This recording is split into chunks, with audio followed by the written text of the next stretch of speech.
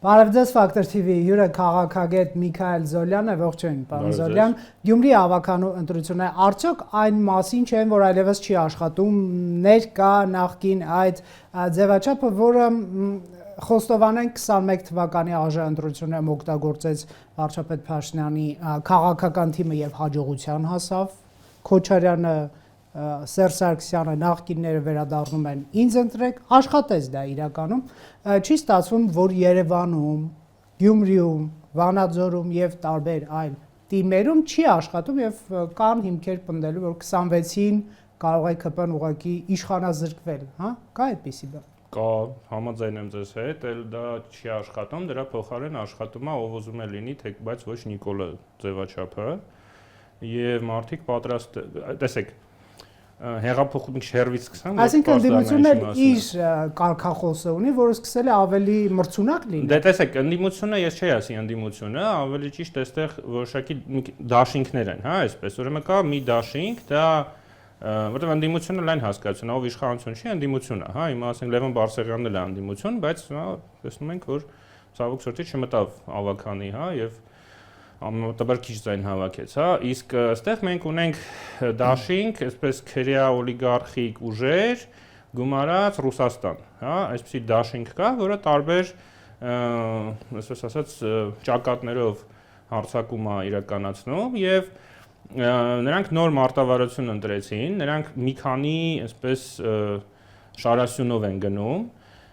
եւ համեմատաբար նոր մարդկանց են որոշ դեպքերում առաջադրում, իհարկե Վարդան Ղուկասյանը ասած հին մարդ էր, բայց նաև կային մարդիկ, ովքեր նոր էին եւ դա այդ հաշվարկը աշխատում է, որովհետեւ այն մյուս դաշինքը, հա, այսօր ծանր վիճակում է, ինչ նկատի ունեմ, հա, հեղափոխությունը իրականացավ, որովհետեւ չէ, ես բացատրեմ, տեսեք, հեղափոխությունը իրականացրեց այսպիսի մի դաշինք, որը կազմված էր ԿՊ-ից, քաղաքացիական հանրությունից, հա, ՀԿ-ներ, պայմանական սորոսականներ, գրանտակերներ եւ այլն, ես էլ եմ դրանցից, երկիր քանդողներից եք դուք այո։ Դե չէ, ես երկիր կառուցողներից եմ, երկիր քանդողները նրանք են, ովքեր մեզ քննադատում են։ Սորոսականները չեն քանդում։ Դե սորոսականները կառուցում են երկիրը, երկիր իրական քանդողները բառացիորեն, հա, այդ հանքերը, որ փորում են ու մեր երկիրը բառացիորեն քանդում են, դուրս են ծախում, սովորաբար հենց այդ մարդիկ են, ովքեր սորոսականներին են անուն կպցնում, բայց դե ոչինչ, Աստված իրենց դատաստանը կտեսնի, դա խնդիր չի։ Տեսեք, հիմա եւ երրորդ, այսպես ասած, բաղադրիչը, այդ հեղափոխական դաշինքի, դա ու մարքսիստական տերմիններով ասենք, բանվոր գյուղացիական, ասած, զանգվածներն էին, հա, հասարակ ժողովուրդը, այն մարդիկ, ովքեր մինչև հեղափոխությունը մտածում էին, որ շանս չկա ազատվելու այս Սերժ Քոչարյանական, ուրեմն ֆեոդալական համակարգից,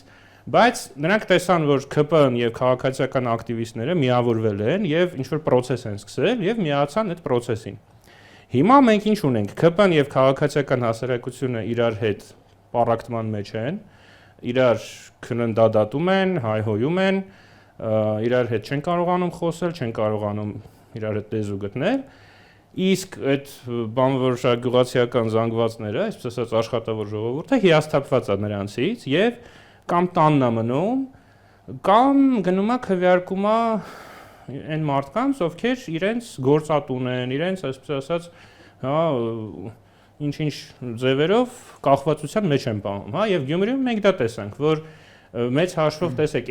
այն պատկերը, որ մենք Գյումրիում տեսանք, ոչ թե նրա համար է, որ մարդկանց մեծամասնությունը քվեարկել է Վարդան Ղուկասյանին, այլ որովհետեւ մարդկանց մեծամասնությունը մնացել է տանը։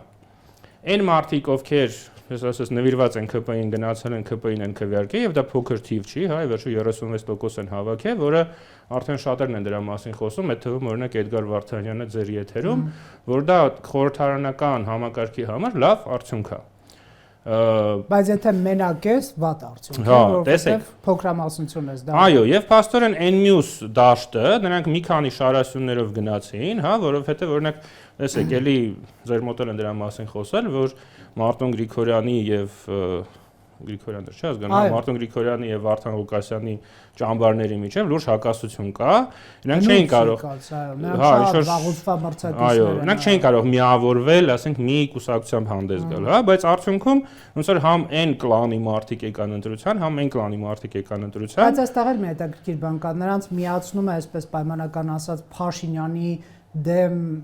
Փաշինյանի դեմ լինելը, բայց քաղաքականապես այս բանին չեն միացած։ Դա էլ է հետաքրքիր, այսինքն բոլորը ընդդեմ Փաշինյանի թիմից են ճակերտների մեջ, բայց իրար հետ խնդիր ունեն, հա, իդեպ նույն բանը եղավ նաև Երևանի ավականու ընտրությունը մի քիչ այլ տեսանկյունից, այսինքն ստացվում է, որ ընդդեմ Փաշինյանի դաշինքը հաղթում է մեծ հաշվով, բայց տարբեր ձևերով ԿՊ-ն կարողանում է հաղթել այս ընդդեմ Փաշինյանի դաշինքին, մարդկանց վերցնել եւ այլ, եւ Գյումրիում դա կարող է շատ բարդ լինել։ Ինչու են այդ ձեր ասած բանվորագյուղացիական դասակարգի մարդիկ, որոնք իշխանության են բերել ԿՊ-ին, ունենալով ակնկալիքներ սոցիալական արդարության վերականգնման, նախկիններին կամ ներկա թալանչիներին, այսպես դատելու, բռնագանձելու, վեթինգ, առանցումային արդարադատություն, միգուցե լուստրացիա անելու, հիմա գնում են ընտրում են այն մարդկանց, ովքեր անցնում են ապօրինի ծագում ունեցող գույքի բռնագանձման գործերով, իրենց թալանչիներին գնում ընտրում են, հա, այսինքն աբսուրդային մի բան է ստացվում։ Տեսեք, ես չեմ կարծում, որ նրանք գնում ընտրում են, ես կարծում եմ, նրանք ուղղակի տանն են մնում։ Հա, մեծ մասը։ Մի մասը գնում դե տեսեք, մի մասը գնում ընտրում է ստիպված, որովհետև օրինակ այդ մարդկանց մոտ են աշխատում, հա։ Մի մասը գնում է ընտրում է այն տրամաբանությամբ, որ, ինչպես ասացի, ով ուզում է թող լինի Նիկոլը չլինի, որը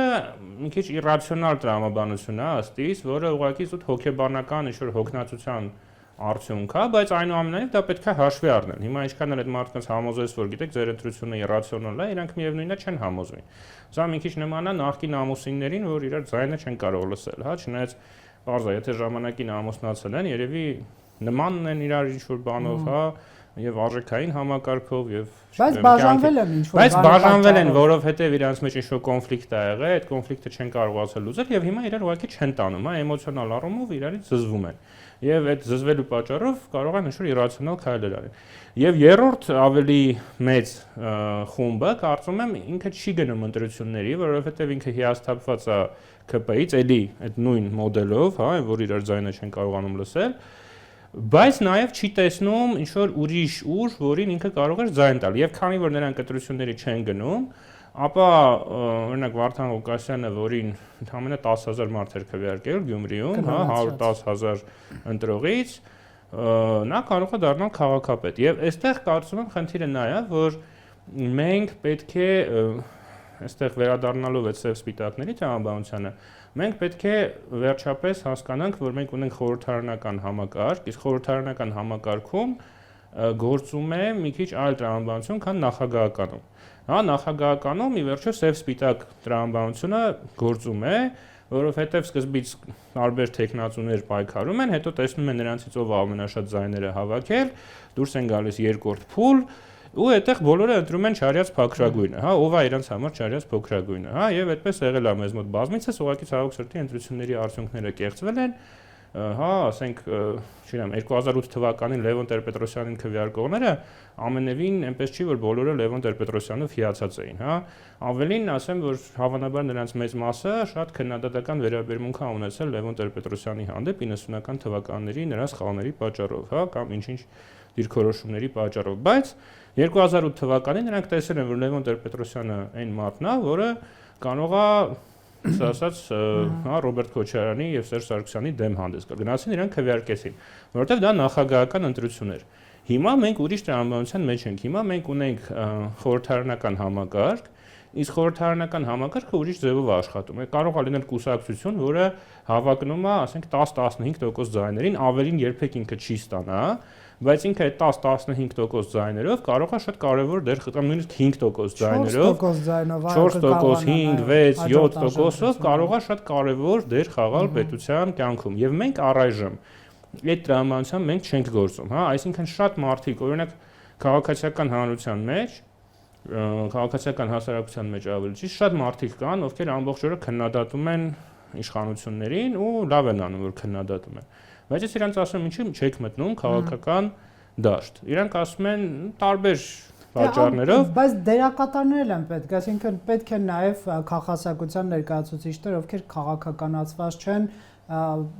ճամբարային իմաստով, էլի, այսինքն պետք են հասարակության նաև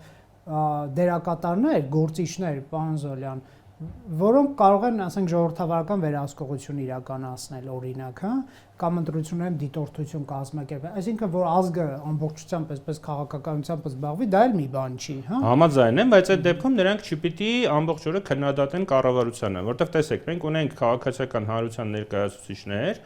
ովքեր ասում են, որ այս կառավարությունը SS բարեփոխումները հաջողել է, SS բարեփոխումները տապալել է։ Չէ, բայց այս ֆունկցիան չէ, կներեք։ Դա շատ կարևոր սխալ է ինձ թվում, որ քաղաքացիական հանրության ֆունկցիան կառավարությանը քննադատելը չի, այլ կառավարությանը օբյեկտիվ գնահատական տալը։ Այն հարցերում, որտեղ կառավարությունը ճիշտ է անում, քաղաքացիական հանրությունը պետք է գովի կառավարությանը, պետք է ողջունի կառավարությանը ու դրսի, չգիտեմ, դեմոկրատական կառույցներին եւ այլն, պետք է զեկուցի, որ այ մեր կառավարությունը շատ հաջող բարեփոխում է։ Կառավարությունը ձախողում Եթե ձախողում, հա, պետք է միակ չէ, պետք է ասի, օրինակ, եթե մենք իրոք watchdog-ի հետ գործ ունենք, հա, իսկական քաղաքացիական հանրությունը պետք է ասի, այ մեր կառավարությունը, չգիտեմ, այսինչ հարցում հաջողել է, այսինչ հարցում տապալվել է։ Ասֆալտ անելուց բացի ինչու՞մ են հաջողել եւ բարեկայում ոստիկանություն ստեղծելուց, որը եթե չլիներ ԱՄՆ միջամտություն, ես չգիտեմ դա կստացվեր թե չէ, այստեղ էլ պետք է հասկանալ ինչքանով է ստացվում, վերջին տեսանյութը իրավի տեսել եք փողոցում այդ։ Դե եկեք ես նախորդ միտքս վերջացնեմ, դրան տեսեք։ Քաղաքացիական հանրությունը պետք է ասի, ասենք չեմ 40%-ով հաջողել են, 60%-ով տապալվել են։ Քաղաքական ընդդիմությունը պետք է ասի 100%-ով տապալվել են։ Ու դա նորմալ է։ Այո, հա, իշխանությունը պետք է ասի 100%-ով հաջողել ենք կամ 10%-ով տապալվել ենք, դա էլ կուղ ենք։ Ընդդիմությունն էլ պետք է ասի իրենք 100%-ով տապալվել են, հա, ոնց որ դատարանում փաստաբանները, հա, ասենք դատախազը պետք է ասի այս մարդը մեղավոր է, իսկ փաստաբանը պետք է ասի անմեղ է։ Ու քաղաքացիական հանրությունը պետք է դատավորի դեր խաղա, որ ասի, հա, փաստաբանը ճիշտ է ասում, այս մարդը այս մասով մեղավոր չի, բայց դատախազը ճիշտ է ասում, այս մասով մեղավոր է։ Բայց մեր քաղաքացիական հանրության մի մասը ինքը վերցրել է դատախազի ֆունկցիա ու ամբողջ ժամանակ միայն քննադատում է իշխանությանը։ Եվ հիմա ինչ եմ ուզում ասեմ, եթե դուք այդ դիրքորոշումը ունեք, ելի դա նորմալ է, ուղղակի դուրս եկեք քաղաքացիական հանրությունից, դարձեք քաղաքական ուժ, ինչպես արեց օրինակ Լևոն Բարսեղյանը։ Ես այդ իմաստով, չնայած Լևոն Բարսեղյանը պարտություն կրեց ընտրություններում, շատ ողջունելի եւ օրինակելի եմ համարում, որ քաղաքացիական հանրության այն գործիչները, ովքեր ունեն այլընտրանք, ովքեր ուզում են առաջարկեն այլընտրանք, պետք է դուրս գան քաղաքացիական հանրությունից եւ դառնան քաղաքական գործիչ։ Եվ իրական այլընտրանք առաջարկեն ներկա կառավարությանը եւ նախկիններին։ Ես կարծում եմ ելքը սա է, պետք է Լևոն Բարսեղյանի նման մենք տասնյակ գործիչներ ունենայինք այսօր։ Ցավոք սրտի այդ մենակ Եվրադաշինքն է եւ Լևոն Բարսեղյանն է։ Շատ են խոսում։ Բայց հա, ձեր մյուս հարցին չանդրադարձա կներեք մոռացա արդեն։ Հիմա ես մի քիչ այլ կերպ վերաձևակերպեմ, հա, բայց 7 տարի անցել հեղափոխությունից, պարոն Զոլյան, Հայաստանի իշխանությունները Նիկոլ Փաշինյանն է ախր էլի խոստովանում, ասում է, եթե բարեփոխումների հետաձգման մրցաշար լիներ, մենք չեմպիոն կլինեինք։ Ու իրոք ճիշտ է ասում,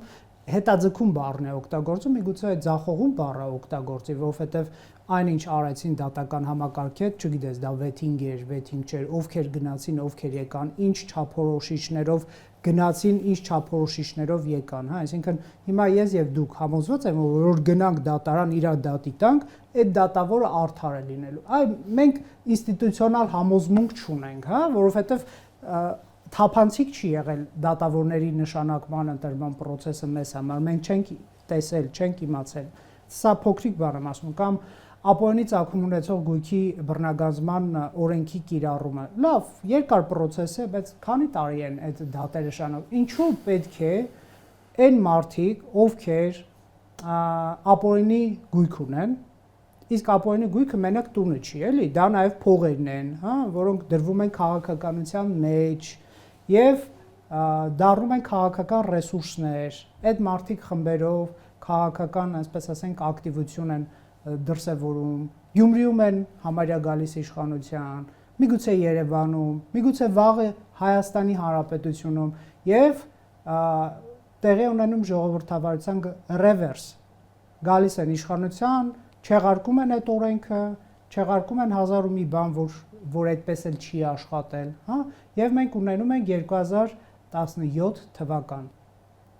Նիկոլ Փաշինյանի Ես կարծում եմ լավատեսական է, որ մենք 2017 թվական ունենք, որովհետև ես կարծում եմ, եթե այդ ռեակցիայի ուժերը հաղթեն, մենք ունենանք Բելարուս կամ ավելի վատ իրավիճակ եւ կարծում եմ, որ Հայաստանը այլևս անկախ պետություն ուղղակի որպես չի գոյատևի։ Իսկ տեսեք, որ դուք ասում եք իշխանության ձեռքբերումները չի գովաբանվում, այսպես ասենք, հա, երբ որ կան այս փաստերը, լեզուդ ոնց պատտվի գովաբանել ասֆալտ դե տեսեք, օրինակ հիմա մենք որ նայում ենք, ասենք մարդիկ շոկի մեջ են նրանից, որ Վարդան Ղուկասյանը կարող է դառնալ քաղաքապետ։ Բայց ինչ է շոկի մեջ։ Օրինաչափ չի բանզոլյան, ասած է, հենց տեսեք, այն որ այդ փաստը ընկալվում է որպես ինչ որ աննորմալ երևույթ, արդեն խոսում է նրա մասին, որ մենք լրիվ ուրիշ երկրում ենք ապրում։ Ասենք 2017 Հայաստանը դա մի երկիր է, 2025 թվականի Հայաստանը դա լրիվ ուրիշ երկիր է։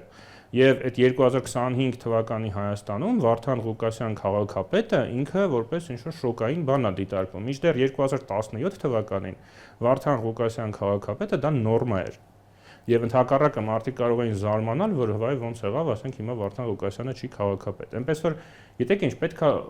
երբ որ ընդհանրապես ոնց ասեմ, մի քիչ դա հոգեբանական մի բան է, երբ որ դու քո կյանքում եղած դրականը չես նկատում, դու կորցնում ես այդ քո դրականը։ Երբ որ դու կենտրոնանում ես բացասականի վրա, որը շատ կա։ Բայց եկեք մենք ընդունենք, որ այսօր մի իրավիճակում, երբ ամբողջ աշխարհում ժողովրդավարությունը ճգնաժամ է ապրում, երբ ամբողջ աշխարհում գոյաբանական վտանգների են ենթարկվում շատ ավելի հզոր երկրներ, քան մենք, հա, երբ որ Ուկրաինան իր տարածքի 20%-ն է կորցրել, երբ որ Ռուսաստանում ֆաշիստական տոտալիտար համակարգը, որը 1 միլիոն մարդ է զոհվել պատերազմում, երբ որ Վրաստանում օլիգարխիկ համակարգը հաստատվել, երբ որ Թուրքիայում ֆաշիստական բռնապետությունը հաստատվել, դե Ադրբեջանի մասին չենք խոսում, երբ որ Իրանը այսօր վաղը ոչնչացվելու է եւ այլն, այսինքն բոլոր երկրները մեր տարածաշրջանի եւ նույնիսկ աշխարհի ԱՄՆ-ում ինչ որ մի հատ տարօրինակ ինչ որ մի հատ վարչակարգ է հաստատվել, այդ ֆոնի վրա մենք առանձին վերցնում ենք sense Հայաստանը, ասում ենք ինչու իդեալական չի ամեն ինչ Հայաստանում։ Ասում ենք ինչու այս քաոտիկ պայմաններում Հայաստանի ժողովրդավարությունը չի պաշտպանվում, պարոն Զոլյան։ Այսինքն ռևերսի ռիսկը այնքան մեծ է։ Տեսեք, ասեմ, այստեղ մի քանի գործոն կա։ Նախ ԿՊԻ եւ Նիկոլ Փաշինյանի թիմի թերությունները, որովհետեւ այդ մարդիկ սովորական մարդիկ են, որոնք ունեն բազմաթիվ թերություններ եւ այնպես չի որ նրանք ինչ-որ աստվածներ են, այն մարդիկ ովքեր ասում են ինչի սա չեկարեն, այնպեսի տպավորություն, որ նրանք կարծում են, որ Նիկոլ Փաշինյանը ինչ-որ աստված է կամ ասենց ինչ-որ հրաշագործ է, որ կարող է ասենց մի հատ մատը ասենց բան անելով բարդ խնդիրներ լուծի։ Սա մեկ, ոչ, Նիկոլ Փաշինյանը բազմաթիվ թերություններ ունեցող քաղաքական գործիչ է, իր թիմը բազմաթիվ թերություններ ունեցող քաղաքական թիմ է։ Սա մեկ, երկրորդը Հայաստանը 2020 թվականից մեկը մյուսի հետևից տարբեր ճգնաժամերի մեջ է ընկնում, որոնց հիմքերը դրվել են դեռ առնվազն մեկը կասի 1998 թվականից, մյուսը կասի 1988 թվականից, մյուսը կասի 1920 թվականից, այսինքն Հայաստանը ըստ էության 2018 թվականի դրությամբ ինքը այսպես քաղցկեղով հիվանդ մի մարդու նման էր, ով որ այսօր վաղը կմահանա, ուղղակի այդքան դա ակնհայտ չի, որովհետև բժիշկները թաքցնում են դա։ Եվ այդ ֆոնին այն ամեն ինչ որ մեզ հետ տեղի ունեցավ, շատ ցավոք սրտի որքան էլ ողբերգական էր, դա նաև սпасելի էր։ Պարզապես մենք ինքնախապեյության մեջ էինք, մենք չէինք տեսնում այդ վտանգները։ Եվ այդ ճգնաժամերի ֆոնին, այն որ Հայաստանը կարողացավ գոյատևել որպես անկախ պետություն, կարողացավ գոյատևել որպես ժողովրդավարություն, հա, էլի որոշակի նվաճում է։ Բայց ժողովրդավարությունը դուք քաղաքագետ եք եւ ինձնից տոննաներով ավելի գիրք եք կարդացել դրա մասին, պաշտպանության կարիք ունի։ Տոննաներով համոզված չեմ։ Լավ կիլոգրամներով։ Ժողովրդավարություն պաշտպանության կարիք ունի եւ Միացյալ Նահանգների պես երկրում կարող է այնպիսի մարտահրավեր լինել ժողովրդավարությունը, որ էլդուսուս, հա, այսինքն չլինեն այսօր Միացյալ Նահանգներում դատարանները, ուղղակի այնտեղ քաոսեր էլդուսուս, հա, այսինքն բայց կներեք ունեն դատարաններ, մենք չունենք այդպիսի դատարաններ, որոնց մենք կկարողանանք պատվիրակել ժողովրդավարության պաշտպանություն, եթե իմ ասածը այդ ռևերսը տեղի ունենա, այնպես չի որ այս իշխանությունից մարտահրավեր չկա ժողովրդավարության, կոռուպցիա եւ այլ հազար մի բաներ կան, հա, բայց վատից վատը կա, էլի, ասածս դա է, ես սրանց չեմ որակում վատը նրանց ավելի վատ է, ես այսպես գլոբալ եմ վերցնում, որ պայմանական ասած խուլիգանական ուժերը շատ փող ունենալով կարող են գալ իշխանության եւ ուղղակի հերն անից էլ այս երկրի ասածս դա էր որ Հայաստանի այս իշխանությունները դա չի դարձնում անհնարին մենք տարբեր օրինակներով տեսնում ենք որ հնարավոր է տեղերում հնարավոր է դա բանը հա ես ուղղակի չեմ ասում ես ասում իշխանությունը չի կարող չկա այդքան մենք ես դուք կարծում եք որ ես պետք է ասեմ այո մեր իշխանությունը այնքան լավն է որ կարող է այդ հարցերը լուծի չի լուծում տեսեք այս ձեր ասած քննադատության տրամաբանությունը այն է, որ մեր իշխանությունը կարող է դա անել, ուղղակի չի ուզում։ Դե բայց կան չէ սրտի փաստայինը որ չի կարող։ Արդարադատություն։ Այդ տեսեք օրինակ ստացվում է Սերժ Սարգսյանը, Ռոբերտ Քոչարյանը լեգիտիմ նախագահներ են եղել։ Եթե դուք պնդեք, որ նրանք ընտրակեղծ ծառաներ են եղել եւ այլն, ըստ Նիկոլ Փաշինյանի իշխանության տրամաբանության դուք կդատվեք դատանում, որովհետեւ չկա որևէ ապացույց, չկա որևէ դատական ակտ, որ նախկինում զավթվել է իշխանություն։ Հայաստանում չի եղել ընտրակեղծայություն։ Գագիկ Ծառուկյանի ներգրավման մի գործ կար, դա էլ փակվեց։ Այս իշխանության օրոք մենակ այսպես կոչված զիբիլիքսի գործով մի քանի հոգի իբր դատվեցի, բայց հետո գնացին տուն, հա։ Անպատժելիությունը, պարոն Զոլյան, բերում է ռևերս, ասածս դա վերադարձ այդ բարքերի։ Միանշանակ ու հիմա լավ, մինչև հիմա ես պաշտպանում եմ իշխանությունը, հիմա եկեք հակառակ դիրքերից խոսեմ, տեսեք, նույն այդ ամսումնային արդարադատության, այսպես ասած, տապալումը իհարկե շատ մեծ խնդիր է եւ այստեղ ես կարծում եմ մեր այս հա ԿՔՊ-ի կամ ժամանակ երբ որ ես էլ էի, հա, իմ քայլի անդամ էի, մեր վճռականության պակասներ, որովհետեւ այդպիսի միտք կար, որ եթե մենք հիմա սկսենք այդ ամեն ինչը մինչև վերջ բացահայտել, մենք Հայաստանի 3-րդ հանրապետության հիմքերը կխարխլենք եւ պետք կլինի ուղղակի, չգիտեմ, 4-րդ հանրապետություն ստեղծել։ Եվ մենք վախեցանք այդ քայլին գնալ։ Եվ հիմա դրա արդյունքները տեսնում են։ Դրա համար հիմա ես այլևս եկեք եթե մենք խոսում ենք այն քաղաքացիների մասին, ովքեր հիասթափված են ԿՊ-ից, էլ սպասելիքներ չունեն, հա, նրանք ինչ տարբերակ ունեն այս իրավիճակում։ Կամ, այսպես ասած, ամեն ինչից ձեռք քաշել, տեսնել ինչ ա լինում, կամ այնուամենայնիվ իրանք էմոցիաները սանձել եւ գնալ ԿՊ-ին քվեարկել հույս ունենալով, որ այդ սխալները կուղվեն, կամ գոնե ավելի վատ տարբերակ չի լինի, հա, ասենք դա էլ է, ի վերջո լուծում է, որ դու ասում ես, հա, օքեյ, այս թերությունները կպահպանվեն, բայց դե գոնե, ասենք, խուլիգանները չեն գա կամ Ռուսաստանը մեզ չի գրավի։ Եվ կա երրորդ տարբերակը, ստեղծել ինչ-որ նոր քաղաքական ուժեր, որոնք այս օրակարգը առաջ կտանեն։ Եվ ես հիմա այդ նոր քաղաքական ուժերի համար պատրաստ եմ, որպես, ասած, քաղաքական վերլուծաբան կամ կոնսուլտանտ, անվճար մի քանի կետեր ասեմ, հա, որ նրանք կարող են իրենց ծրագրում օգտագործել։ Մեկը դա հենց անցումնային արդարադատությունն է, որը չարվեց Փաշինյանի օրոք կամ մեծամասամբ չարվեց, հիմա կարելի է դա առաջ քաշել։ Երկրորդը այս 3-րդ հանրապետությունից 4-րդ հանրապետության անցման խնդիրը դնել, որովհետև ի վերջո ժամանակն է նաև մենք ասենք ճշմարտությունը, որ 3-րդ հանրապետությունը ինքը բազմաթիվ նվաճումներ է ունեցել, բայց նաև բազմաթիվ թերացումներ է ունեցել, եւ ի վերջո այդ պատմական փուլը մեզ մոտ արդեն ավարտին է հասել։ Եվ մենք պետք է խոսենք նաև դրա մասին, որ օրինակ 95 թվականին առաջին սահմանադրությունը, որը ընդունվեց կեղծումներով, Ազգային ժողովի առաջին ընտրությունները 95 թվականին որ եղան կեղծումներով, 96 թվականի նախագահական ընտրությունները կեղծումներով էին։ Ռոբերտ Քոչարյանը, երբ որ նշանակվեց վարչապետ, հետո դարձավ նախագահ, դա ապօրինի էր, հա, հետեւաբար եթե Ռոբերտ Քոչարյանը իրավունք չուներ նախագահ լինելու, բոլոր այն որոշումները, օրենքները, ամեն ինչ ամբողջ այդ իրավական դաշտը, որը 98 թվականից հետո ստեղծվել է, ապօրինի է եւ այլն։ Այսինքն մենք իրոք ունենք մի հատ շատ լուրջ սահմանադրական, իրավական, քաղաքական ճգնաժամ եւ մենք այդ ճգնաժամը գերադասում ենք չնկատել եւ դրա միակ լուծումը իրականում նոր սահմանադրության ընդունումն է եւ Հայաստանի 4-րդ հանրապետության հռչակումն է, որը նաեւ հնարավորություն կտա այդ անցումնային արդարադատությունը իրականացնել։ Ներեցեք, պարոն Զոլյան, դա թղթային մակարդակում։ Դա բաներից մեկն է։ Հիմա երկրորդը, սոցիալական մակարդակում, եթե ես ընտրակեղծար արեմ, իմ հարևանը, իմ գյուղը, իմ քաղաքը գիտի, որ ես տասնամյակներ շարունակ իրենց փող եմ բաժանել, գնել եմ իրենց եւ քաղաքային իշխանություն եմ վերցրել կամ համապետական, եւ այդ ձեր ասած 4-րդ հանրապետությունից հետո ես գնում եմ էլի մասնակցում եմ ընտրությունների իմ ապարանքներով, բիզնեսներով, ֆինանսավորմամբ, ինձ կցված այսպես բիզնեսներով եւ այլն, որոնք ապօրինի են, որոնք շարունակում են մնալ, քանի գրոշի արժեք ունի 4-րդ հանրապետությունը, նոր սահմանադրություն։ Ասածս դա, երբ որ գործնականում կոնկրետ մարդիկ խաղից դուրս չեն բերվում, որովհետեւ նրանք ապացուցված հանցագործներ են, որովհետեւ նրանք ապօրինի տիրացել են երկրի ռեսուրսներին, ինչ թուղթ ուզում ես ընդունի, ինչ ուզում ես արա, եթե դու նրանց ասենք ընտրական իրավունքից չես զրկում, օրինակ։ Դե տեսեք, այսօր արվում է եվրոպական տարբեր երկրներում, բայց տեսեք, այստեղ խնդիր կա ու ինչ որ անվում է եվրոպական երկրներում, այնպես չի որ միանշանակ է, հա, շատ քննադատություն կա, նույն ասենք Ռումինիայում, որ ընտրությունների արդյունքները լավ կներեք, լավ, օքեյ, բայց նրանք ռեսուրսազրկեք, ապօրինի ծագում ունեցող ռեսուրսներ զրկեք, որ իր 500 ձայնով գնա եւ վերջին։ Okay, այդ ռեսուրսազրկելը ոնց է տեղի ունենալ։ Այսինքն դուք օրենք եք ընդունում, որ ընդունված է օրենքը արդեն։ Դե հա, հիմա տեսեք, ասենք այդ օրենքի կատարումը եւ այլն, այսինքն եթե դուք ինչ որ այսպես ասած իրավական նորմեր շրջանցելով, այսպես ասած ճնշում կիրառելով եւ այլն այդ ամեն ինչը անում եք։ Ապօրինի ծագում ունեցող գույքի բռնագանձման օրենքը կա։